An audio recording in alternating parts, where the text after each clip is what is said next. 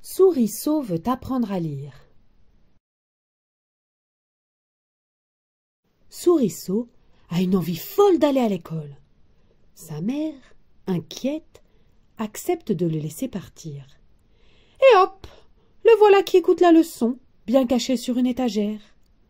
Mais la maîtresse, qui a peur des souris, le voit et le chasse.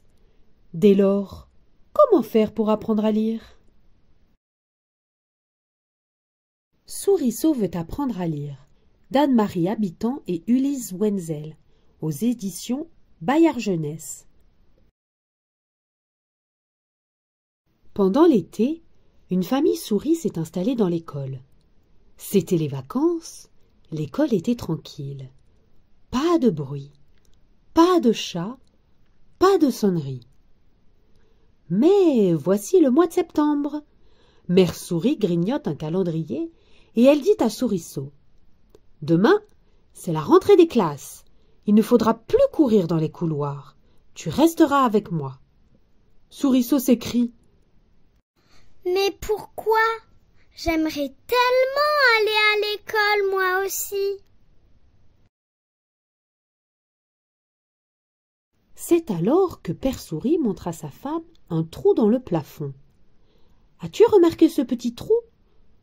Juste au-dessus, c'est la classe de Madame Padoli.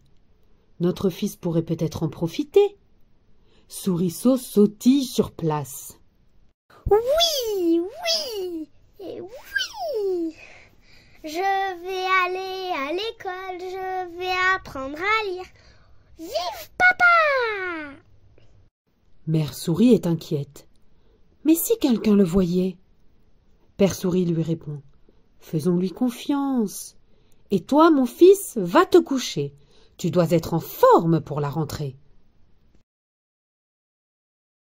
Le lendemain, Mère Souris réveille Souriceau. « C'est l'heure! Les enfants sont déjà dans la cour! Passe par le trou et sois sage. Écoute la maîtresse et surtout ne parle pas. » Dans la classe, Souriceau cherche une bonne place. Il choisit l'étagère du fond. En passant la tête entre deux livres, il voit bien le tableau. Les enfants arrivent, avec leur cartable neuf. La maîtresse les accueille. « Bonjour les enfants, je m'appelle Liline Padoli. Cette année, nous allons apprendre à lire. Ce n'est pas difficile. Regardez cette lettre qui se tient bien droit avec un point dessus. Personne ne la connaît? Eh bien, c'est le I. » Souriceau ne bouge pas un poil de sa moustache. Il écoute la maîtresse. Il est sage. Non loin de lui, un petit garçon est assis. Il regarde dehors les arbres de la cour, tout droit comme des i. « Félix, tu rêves ?» lui demande la maîtresse. À midi, quand tout le monde est parti, Souriceau sort de sa cachette. Il passe par le trou et il rentre chez lui. Mère Souris l'attend. « Alors, as-tu été sage? Comment est la maîtresse ?» Souriceau, tout excité, s'écrie: « J'ai appris la lettre I. » Mère Souris, qui ne connaît aucune lettre, répond: « Bravo, mon fils, c'est très utile. » L'après-midi, Souriceau s'installe à la même place.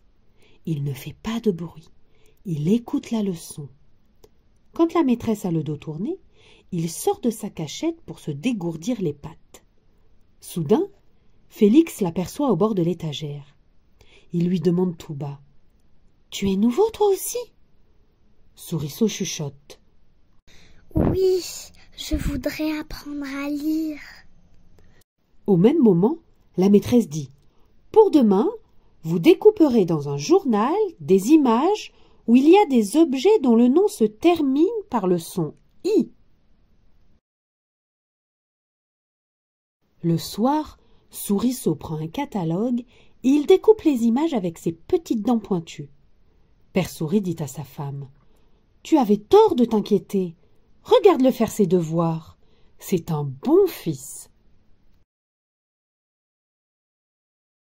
Le lendemain, la maîtresse dit aux enfants: « Sortez les images que vous avez découpées !» Félix cherche dans son cartable et il marmonne: « Zut de zut! Je les ai oubliées !» Souriceau se penche au bord de l'étagère. « Psst! Par ici, j'en ai plein, moi !» Félix se lève pour les attraper. La maîtresse lui dit: « Puisque tu es debout, Félix, dis-moi les mots que tu as trouvés. » Félix répond: « Du riz, un colis, un radis. »« Bien, dit la maîtresse, très bien. » C'est comme si elle disait très bien à Souriceau. Alors Souriceau est tout content. Quand vient l'heure du goûter, les enfants ont du pain et du chocolat. Mais Souriceau, lui, n'a rien. Félix se tourne vers Souriceau. « Tu en veux? Viens !» Souriceau se laisse glisser le long du mur. Il escalade le bureau. Félix lui dit: « Bon appétit !» Soudain, la maîtresse s'approche et elle voit Souriceau. « Mais qu'est-ce que c'est que ça ?» Souriceau se présente poliment. « Bonjour maîtresse, je suis un nouvel élève. » crie la maîtresse.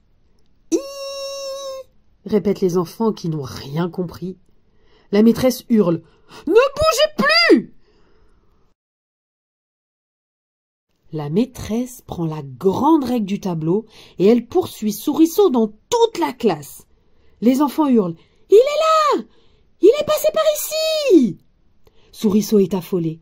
Il entre dans le cartable de Félix. « Il est parti, maîtresse !» crient les enfants. À ce moment, la cloche sonne. La maîtresse dit toute tremblante: « C'est l'heure, rangez vos affaires !» Souriceau sort la tête du cartable et il demande à Félix: « Je peux aller chez toi? Je t'aiderai à faire tes devoirs. » Alors Félix quitte la classe en faisant bien attention de ne pas secouer son cartable.